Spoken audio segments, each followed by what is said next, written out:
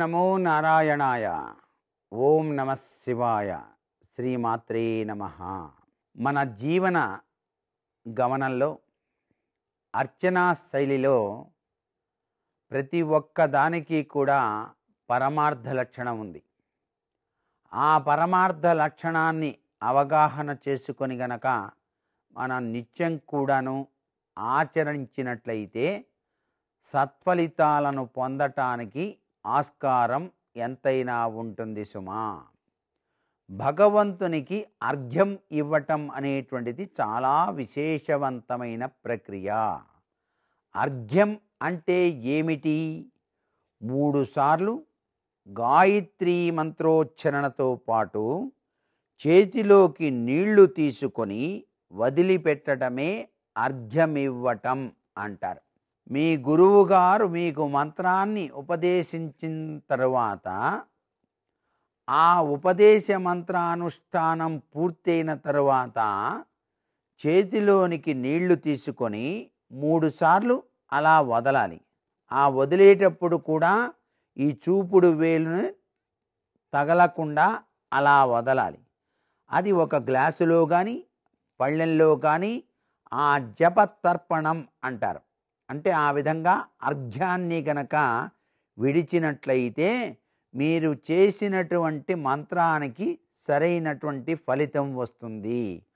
ఆ నీటిని మీరు స్వీకరించవచ్చు, లేక తులసి ఉన్నటువంటి కోట, తులసి మాతని పూజించే ఆచారం భారతీయ సంస్కృతిలో ఉంది కదా, ఆ తులసి చెట్లు కూడా పోయవచ్చు.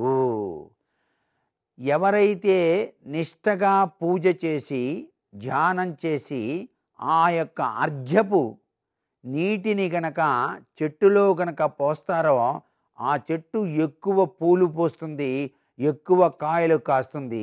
అప్పుడే మీకు తెలుస్తుంది నేను చేసిన మంత్రం సిద్ధించింది అని. ఇది అందరూ కూడా తెలుసుకోవచ్చు. ఇంత గొప్ప విశేషార్థం కేవలం అర్ఘ్యం వలన జరిగి తీరుతుంది.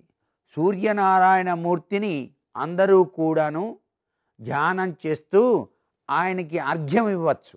అర్ఘ్యం అంటే నీటిని అలా సూర్యభగవాన్ని తలుస్తూ అలా వదిలేటువంటి తీరుతెన్ను ప్రతి ఒక్కరూ చేసినట్లయితే ఆరోగ్యప్రదాత అయినటువంటి ఆ యొక్క సూర్యభగవానుడు మీకు సమస్త ఆరోగ్యాన్ని కూడాను ప్రసాదిస్తాడు అని చెప్పడంలో ఏమాత్రం సందేహం లేనే లేదు అని ఖచ్చితంగా చెప్పవచ్చు.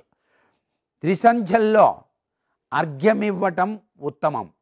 అలా 3 సంధ్యాకాలాల్లో చేయటం సాధ్యం కాని వాళ్ళు కనీసం ఉదయమైనా సరే అర్ఘ్యమివ్వాలి. సంధ్యాకాలంలోనేమో తూర్పు ముఖంగా నిలబడి దోసిలి నిండా నీళ్లు నింపుకొని గాయత్రీ మంత్రంతో ఆ నీటిని అభిమంత్రించి 3 ఎత్తుకు మించకుండా పైకి ఎగరవేయాలి.